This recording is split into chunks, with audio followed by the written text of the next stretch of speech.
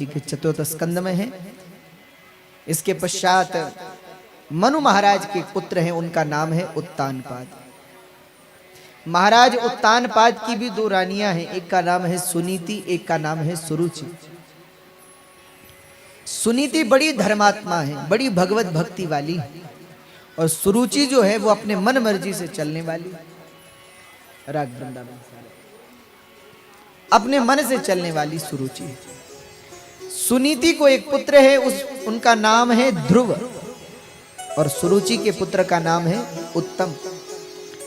जिस प्रकार से मां भगवत भक्ति वाली है, वैसे ही सुनीति जी के पुत्र ध्रुव जी भी बड़े प्रेमी, बड़े भक्ति वाले। एक दिन बालकों के साथ खेल रहे थे, बालकों ने पूछ दिया, ध्रुव जी आपके पिताजी कौन है, आपके पिताजी का नाम क्या है?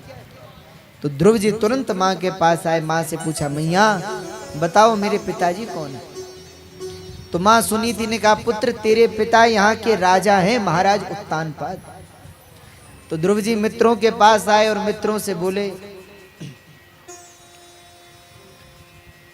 भैया हमारे पिता यहाँ के राजा हैं, महाराज उत्तानपाद। तो बालकों ने कहा कि तो हमें भी मिलाओ महाराज। तो ध्रुव जी ने कहा चलो। अपने साथ राजमहल की ओर ले चले सब बालकों को। किसी ने ध्रुव जी को रोका नहीं, क्योंकि सब जानते हैं महाराज के पुत्र हैं। जो राजमहल में प्रविष्ट हुए, राजसभा में प्रवेश किया, महाराज उत्तानपाद की गोद में आज उत्तम बैठा है, बगल में सुरुचि बैठी है। पर आज जब महाराज ने अपने पुत्र ध्रुव को देखा तो राजा के हृदय का वात्सल्य भाव उमड़ आया। उत्तम को गोद से उतार कर ध्रुव जी को गोद में बिठा लिया। तब तो सुरुचि से न देखा गया।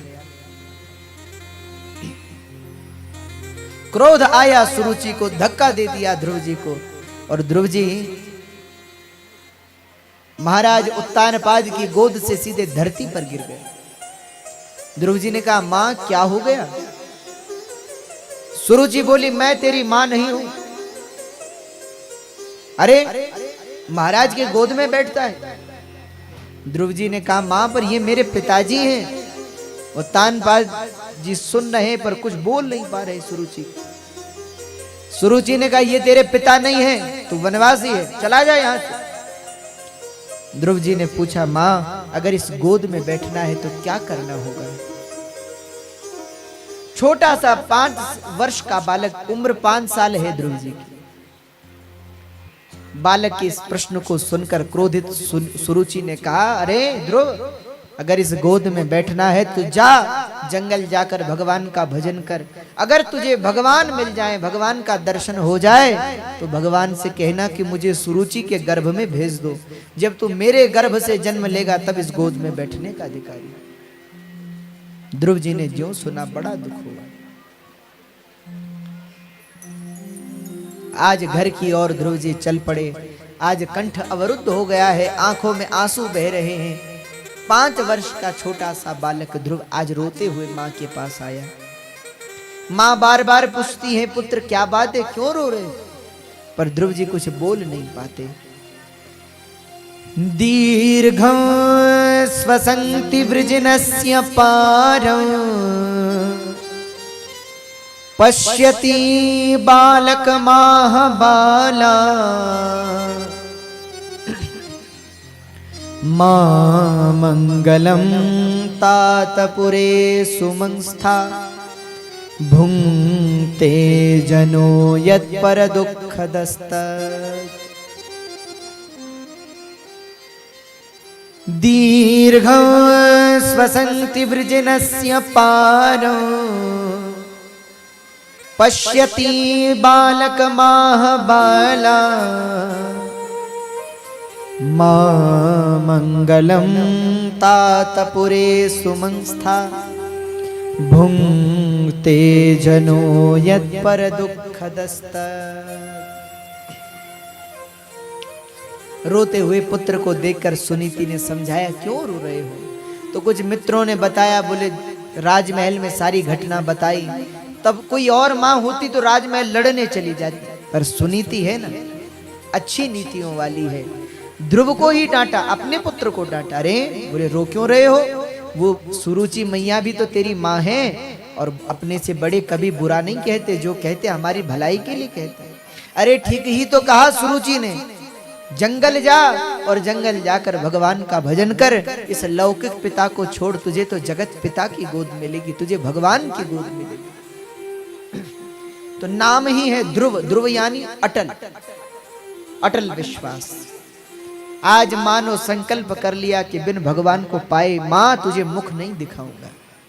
जंगल की ओर चल पड़े ध्रुव जी। जंगल में चलते हैं तो मार्ग में नारद जी का दर्शन ध्रुव जी को हुआ। नारद जी मिले, ध्रुव जी ने नमस्कार किया। नारद जी ने पूछा कौन हो, लगते तो कोई राजकुमार हो। तो ध्रुव जी ने अपना परिचय दिया, मैं महाराज उत्तानपाद और मां सुनीति का पुत्र ध्रुव हूं। तो पुत्र जंगल में क्या कर रहे हो, भटक गए हो? बोले नहीं नहीं, बस भवाटवी में भटक गया हूं, माया में भटक गया। अरे बातें तो बड़ी बड़ी करते हो, तो जंगल में क्यों आए हो? तो ध्रुव जी बोले मैं भगवान को पाने आया हूं। जो नारद जी ने सुना, नारद जी हंसने लगे। 5 साल का बालक कह रहा है मुझे भगवान को पाना है। नारद जी बोले भैया भगवान को क्यों पाना चाहते हो?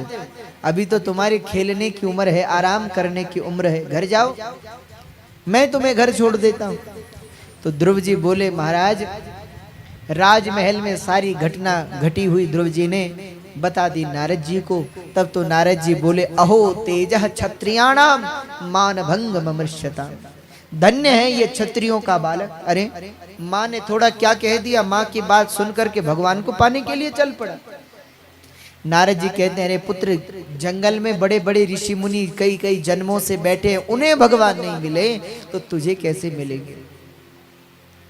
नारद जी ध्रुव जी से कहते हैं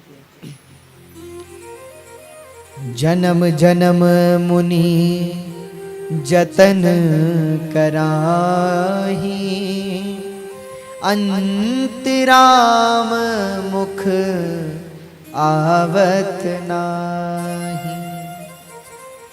मंगल भवन अमंगल हारी, द्रवहु सो दशरथ अजिर बिहारी। जन्मों जन्मों से ऋषि बैठे तपस्या, उन्हें सपने में भगवान नहीं मिले और तुम भगवान को पाना चाहते। अरे अभी तो तुम्हारी उम्र ही क्या है, अभी घर जाओ भगवान का भजन करो, घर जाओ और आराम करो, भजन छोड़ो। इतना सुनते ही ध्रुव जी ने कहा आप कौन हैं? नारद जी बोले मैं नारद। तो ध्रुव जी ने कहा नारद तो हैं पर असली वाले या नकली वाले? कौन से नारद हैं? नारद जी बोले भाई असली वाले हैं, नकली वाले क्यों होंगे? पर क्यों, तुम्हें क्यों लगता है कि हम नकली हैं? नारद जी बोले हमने अपनी माँ से कथा सुनी थी और सुना था कि नारद भक्त को भगवान से मिला देते हैं और आप मुझे भगवान से दूर कर रहे हैं, इसका मतलब आप नकली नारद हैं। नारद जी ने सोचा कि इस बालक ने तो हमें झूठा ठहरा दिया। नारद जी बहुत परीक्षा लेते हैं ध्रुव जी की, पर ध्रुव जी ने कह दिया कार्यम साधयामि अथवा देहम पातयामि, या तो भगवान को पाऊंगा या शरीर छोड़ दूंगा, पर बिन भगवान को पाए वापस नहीं लौटूंगा। तब ध्रुव के दृढ़ निश्चय को देख करके श्री नारद जी ने ध्रुव को गुरु मंत्र दे दिया, आशीर्वाद दिया, जाओ तुझे भगवान जरूर मिलेंगे। ध्रुव जी ने कहा गुरुदेव पर मैं जाऊं कहाँ? नारद जी बोले तत्ताच गच्छ भद्रम वो यमुनायास्तटं शुचि, पुण्यो मधुवनं यत्र सानिध्यं नित्यदाहरे। ध्रुव तुम जाओ, तत्ताच गच्छ भद्रम वो यमुनायास्तटं शुचि, यमुना के तट के किनारे मधुवन नाम का एक वन है, वहां जाकर के तुम तपस्या करो, वहीं तुम्हें भगवान मिलेंगे। तब तो ध्रुव जी मधुवन में आ गए, तपस्या करते हैं और ऐसी कठोर तपस्या ध्रुव जी ने की, बोले श्वास लेना तक छोड़ दिया। पहले ध्रुव जी केवल एक समय भोजन करते और तपस्या करते, फिर 7 दिन में एक बार भोजन करते और फिर और तपस्या करते, फिर भोजन करना छोड़ दिया, फिर मात्र फलाहार करके तपस्या करते। अब धीरे धीरे 7 दिन में एक बार फलाहार करते और धीरे धीरे तो फलाहार करना भी छोड़ दिया, तो पत्राहार करना शुरू किया। पेड़ के जो पत्ते सूख करके धरती पे गिर जाते उनको खा करके तपस्या करते। धीरे धीरे पत्ते खाना भी छोड़ दिया, जलाहारी हो गए, मात्र जल पी करके तपस्या करते हैं। बहुत समय हो गया, जल पीना भी छोड़ दिया, मात्र श्वास लेकर के तपस्या करते हैं। और भैया एक समय तो ऐसा आया जब ध्रुव जी ने श्वास लेना तक छोड़ दिया, ऐसी प्रबल तपस्या ध्रुव जी ने। तब ध्रुव जी की तपस्या से तीनों लोक कांपने लगे, पूरे संसार की प्राण वायु रुक गई। तब तो सब देवता भगवान के पास पहुंचे, हे प्रभु ये क्या हो रहा है। भगवान ने कहा, भैया मेरा एक भक्त है ध्रुव, वो सांस नहीं ले रहा, उसके हृदय में मैं हूं तो मैं भी सांस नहीं ले रहा, और मेरे पेट में संपूर्ण सृष्टि है तो संपूर्ण संसार की श्वास रुक गई।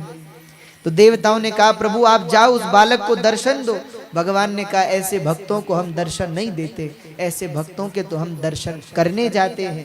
देवताओं ने कहा, प्रभु सो जो कुछ हो, पर आप जाओ उस बालक को दर्शन दो। तब तो भगवान हरि अवतार धारण करके गरुड़ारूढ़ हो करके आज ध्रुव जी के पास पहुंचे। बोले हरि भगवान की। हरि भगवान पहुंचे। ध्रुव जी ने आज भगवान को देखा, आनंदित हो गए। ध्रुव जी को भगवान ने गोद में बिठाया। ध्रुव जी से कहते हैं, बोलो क्या चाहिए तुम्हें। पर ध्रुव जी बड़े परेशान हैं। भगवान ने कहा, परेशान क्यों हो। ध्रुव जी ने कहा, आपकी वजह से। भगवान बोले, हमारी वजह से, हमने क्या किया। ध्रुव जी ने कहा, हमने अपनी माँ से कथा सुनी थी कि जब भगवान आते हैं ना तो भगवान की स्तुति करनी पड़ती है। तो भगवान ने कहा, करो, तुम्हें किसी ने रोका थोड़े। पर ध्रुव जी बोले, हम तो अनपढ़ हैं, पढ़े लिखे ही नहीं, कैसे स्तुति करें। तो भगवान ने पस्पर्श बालम कृपया कपोले, अपना शंख ध्रुव जी के गाल पर लगाया। तब तो ध्रुव जी भगवान की स्तुति करने लगे, वेद वेदांत के ज्ञाता हो गए। ध्रुव जी भगवान की स्तुति करते हुए कहते हैं,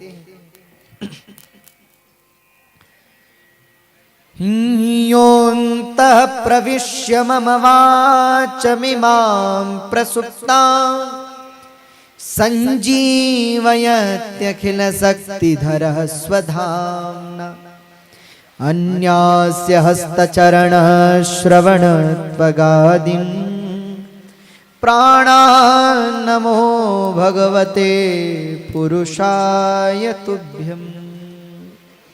ध्रुव जी भगवान की स्तुति करते हैं। भगवान ने कहा, मांगो क्या चाहिए। ध्रुव जी ने कहा, प्रभु मुझे कुछ भी नहीं चाहिए। भगवान ने कहा, पर तुमने राज्य के लिए हमारी तपस्या की थी, तो जाओ 36,000 वर्ष तक धरती पर राज करो, और उसके बाद मेरे विष्णुपद को, मेरे ध्रुवलोक